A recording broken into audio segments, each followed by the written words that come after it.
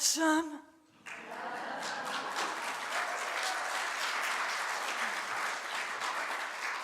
I pictured myself on The Voice going, boom, boom, in the chair and just saying, yeah, you're on my team.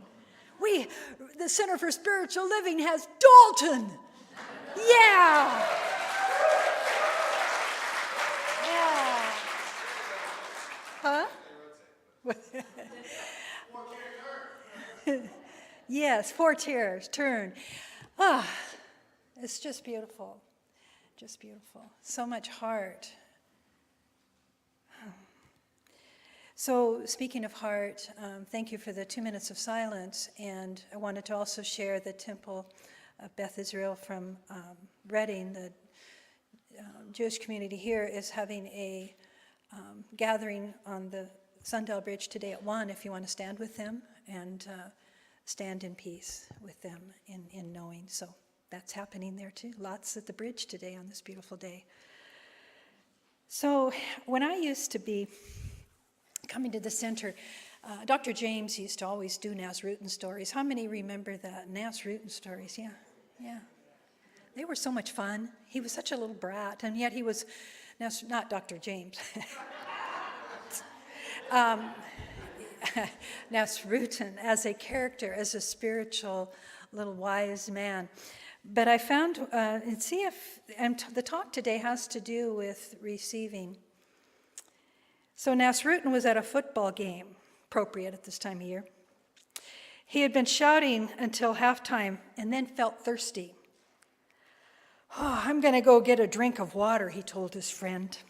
Oh, and one for me, said the friend. In a few minutes, Nasrudin came back. I tried to have a drink of water for you, but I found after I had my own drink that you were not thirsty after all. And it's just, how do we give and how do we receive? Think about, sometimes if we're totally satisfied, we forget the other person. But it's about giving and receiving. It's a continuum of giving and receiving and giving and receiving, receiving and giving.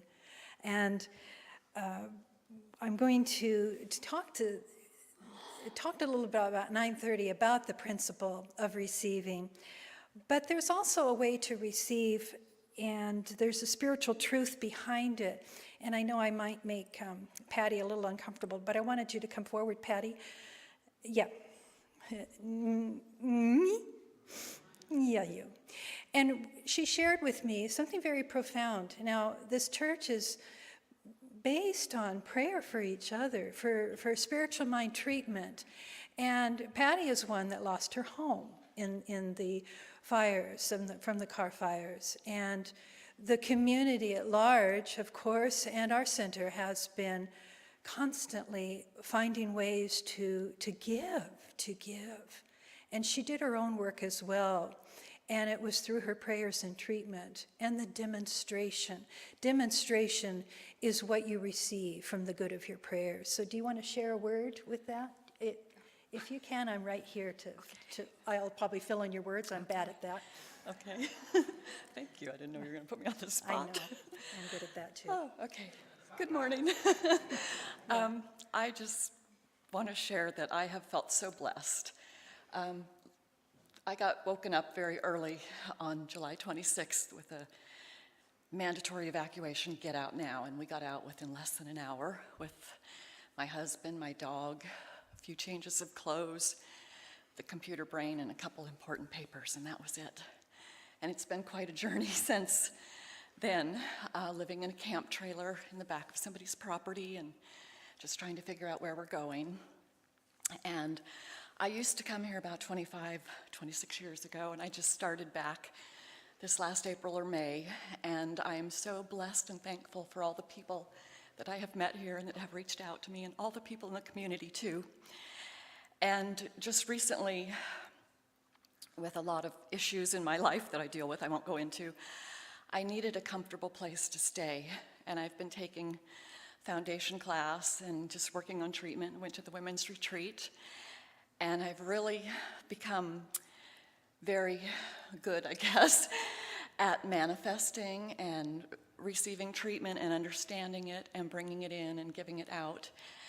And I shared with Sue the other night when I came for the healing touch that I had got a rental house that day.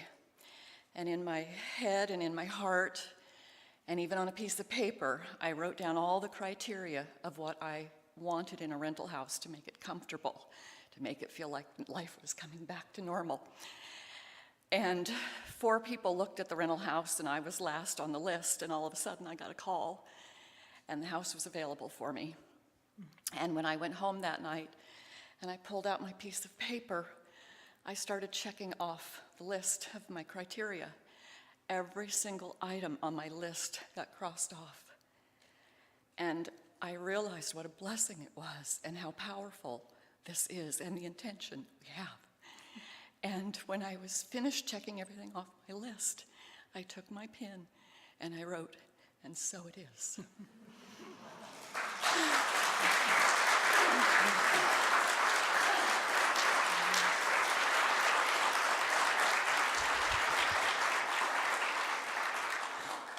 It's so powerful.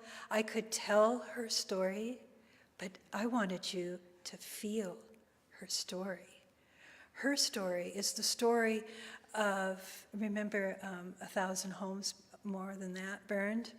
There's all those stories out there, and Patty demonstrates the courage of going on and setting in order what we would like to receive, and be willing to do the prayer, and to be willing to stand in faith, fifth in the line, and to sign the paper and say yes. So thank you for the courage to share. And I hear these stories, and I know some people are going, "Ooh, I told her a story too," and they're probably going, "I don't want to go up there." I won't do that again today. But I love the fact when anyone comes back to a practitioner and says, "I did my work, prayer works, I've had a demonstration, I have received."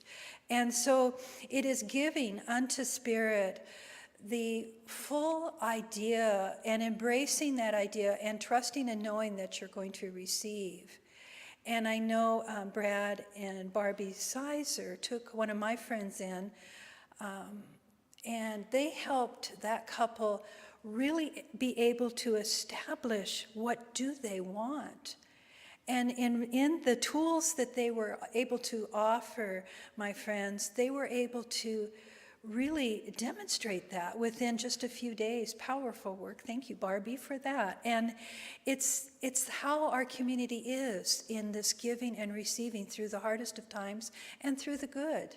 And so it's important for us to have ears to hear when somebody has a testimony of grace happening in their life. So Ernest Holmes reminds us the spiritual truth of receiving. Life itself is ever giving to us. As I shared in the earlier service, it's through the holy breath. We take the breath for granted. Of course I'm breathing, I'm alive. Yes, that's life, that's breath, that's the holy breath of the divine. And so we cherish that breath. We cherish and we care for our air, and we care in ways that bring our air to its highest good for each and every one of us. And we breathe this good in, and we breathe back. And in the breathing back, we give the trees a chance to take some of that and transform it. And then there's photosynthesis, and then there's rain, and then there's clouds, and then it just keeps going, this cycle. As you give, let me transform that, the alchemy of giving, receiving, receiving, and giving. It just is a continuum. And we are the receivers and the givers of that constantly. We are a part of that divine play. He says, life is ever giving of itself. We must receive, utilize, and extend this gift. Success and prosperity are spiritual attributes belonging to all people, all people. Ask and it shall be given to you. Seek and you shall find. Knock and it shall be opened unto you. And what if the mind refuses to entertain as the door is opened. As we hear the knock and we open the door and we think, oh no, I don't want that. That's not what I want. What is it that is before you, and what is in your consciousness that allowed, as you've opened the doorways of your life, to have that appear? What's in your consciousness? And so we look deep and we allow the bubbling up, the currents that stir within us. And I invite you to, as I shared earlier in the earlier service, watch your body here. Watch your expansion and watch your contraction. Watch when you receive these words of these great teachers I share with you, and watch when you become small inside and feel, not me, not today.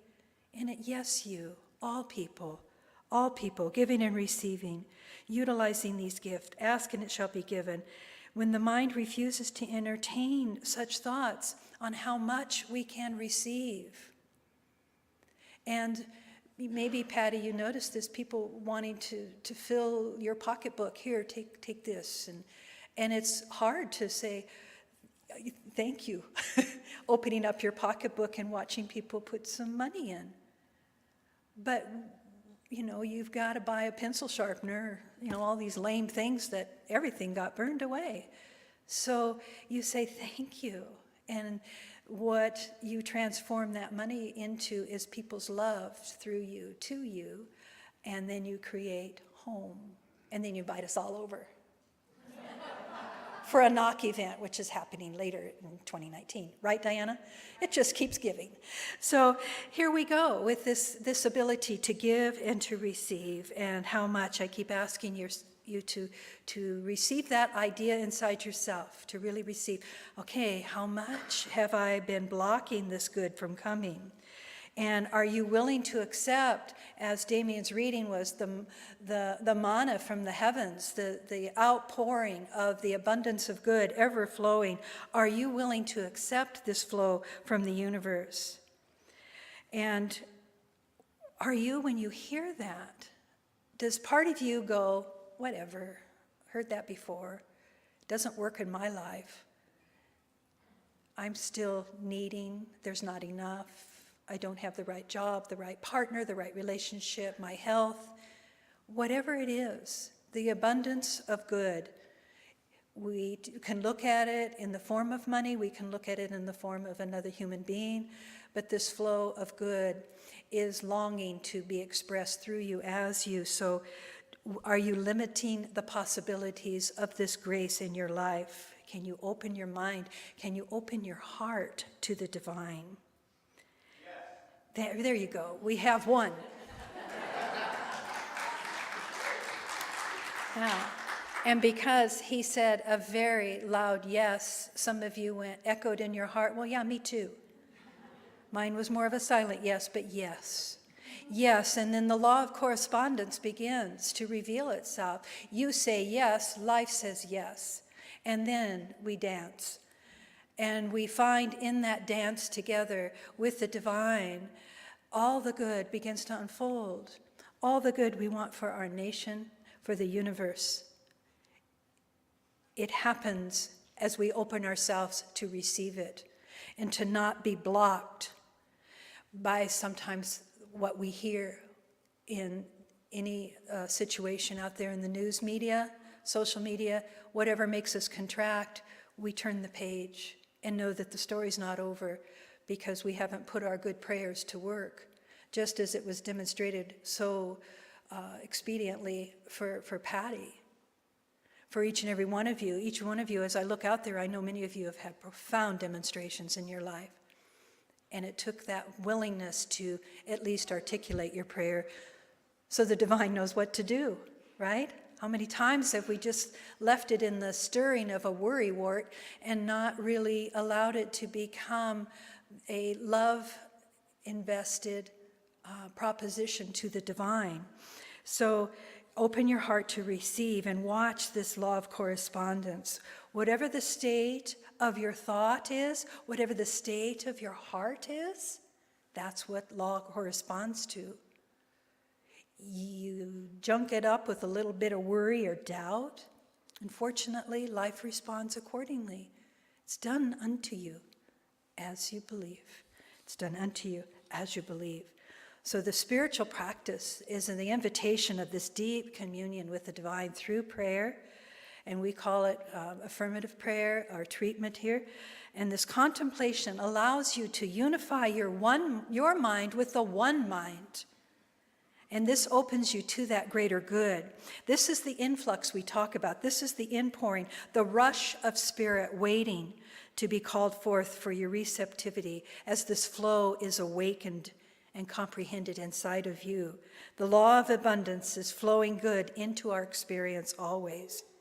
If we allow the servant of truth, the law, to be set into action.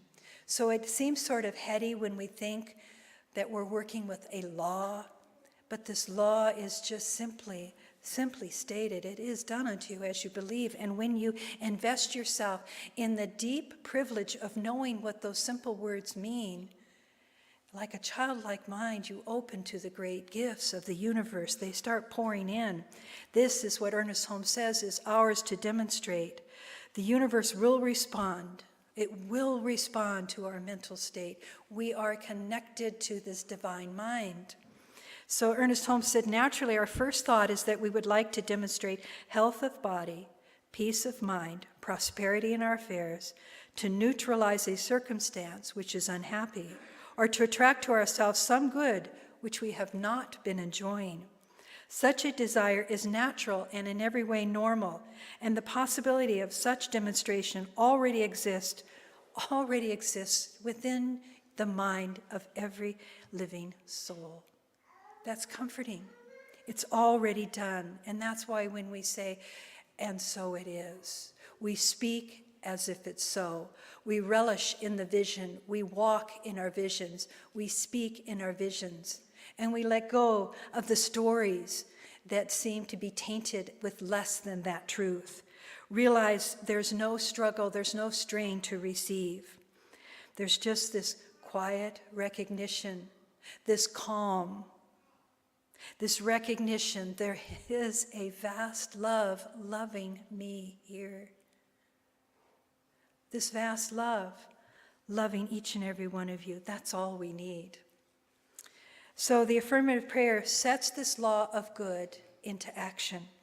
It sets it free. And we mindfully set our prayers in order. That's why in the spiritual mind treatment, we've spent this whole year dialoguing and sharing the information of the basis of the teaching. And then we outline the words of the prayer. First, we recognize there is only one divine, one love, one truth, one that you name, one that you love, and then you call that in and you immerse your heart and you get that sense of, I am that. That's why so much of the Vedic scriptures just stop at that. I am that. That I am. First two steps, you're already there. You've already connected to the divine love. And then you accept. You accept what you want, and the divine just says it's already yours. It's already here. And then you give thanks for that great demonstration in your life, and you let it be, you let it be.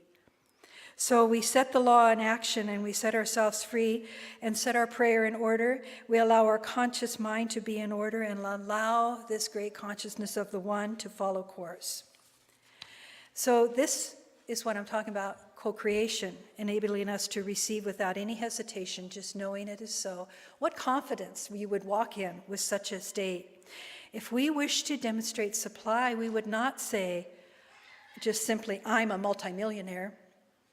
But we would seek to realize the infinite substance is irresistible supply. I mean, it's tempting to just say, I am a millionaire if this stuff is supposed to work. But even being a millionaire is limiting. You could have been a triple doozy there, right? So why limit it to the millionaire? I just am open to receive and to give back from that source. We begin to realize the infinite substance is irresistible supply. We would say to ourselves, I'm surrounded, immersed in pure spirit, perfect law, divine order, and limitless substance. that intelligently is responding to me. It's not only around me, but it is also in me. It is around and in everything. It is the essence of perfect action. It is perfect action in my affairs. Daily, this is the words from Ernest Holmes. Daily I am guided by this divine intelligence. I'm not allowed to make mistakes. I am compelled. Think of these words. I am compelled to make the right choice at the right time. There's no confusion in my mind, no doubt whatsoever. I am certain, expectant, and receptive. We just redirected our whole subconscious, subjective mind. And now we watch. We watch for the demonstration. And in that waiting, as the divine and the right timing and the good is being made manifest, little bubbles of doubt might surface. And we watch what comes from our habit thinking, and we address it immediately, reminding ourselves that we choose now to receive this greater good. That this power that I'm speaking of, speaking to, speaking in, is stronger than any issue that rises up inside of you. Don't keep replaying those stories anymore. They were interesting at one time in your life, but they're sort of done. They're really over. That's why every invitation of every spiritual practice says, be present now. What's going on now? What is your current reality? The law of correspondence. The law cannot give to us what we cannot mentally and spiritually digest. The law cannot do anything that contradicts the nature of the orderly system. It must be true of itself. Of course, we wouldn't ask for something that is contrary to the divine nature. What we ask in the name of prayer, in the name of love, in the name of the divine, harms no one. Trust in that. Try not to pinpoint your prayer on a certain person or thing. Be open to the quality of what that thing will reveal to you as you open your heart to it. We have to resist just rehearsing and letting our prayers become dry, and then letting mental reactions just surface and not touch them. If we stay submerged in our doubts and our fears, we are then imposing that limitation upon what can be. So we did a spiritual practice in the earlier service, and Damien, do you think we should do it again? Okay. So this is a deep communion with the divine through prayer. And when you feel your prayer, it's very simple, it's just a call and respond prayer back and forth. You are unifying your field of awareness, your consciousness, your individuality. You're merging with the divine. You're merging. And then the one mind opens. You're open. You become one to this greater good, and the Spirit rushes in. So let us feel this prayer together. And I will demonstrate the first few movements. I invite you to do it, and then I'll just kind of signal Damien to fade it out, and we'll close with the treatment. Relax. From you I receive, to you I give, together we share, and from this we live. From you I receive, to you I give, together we share, and from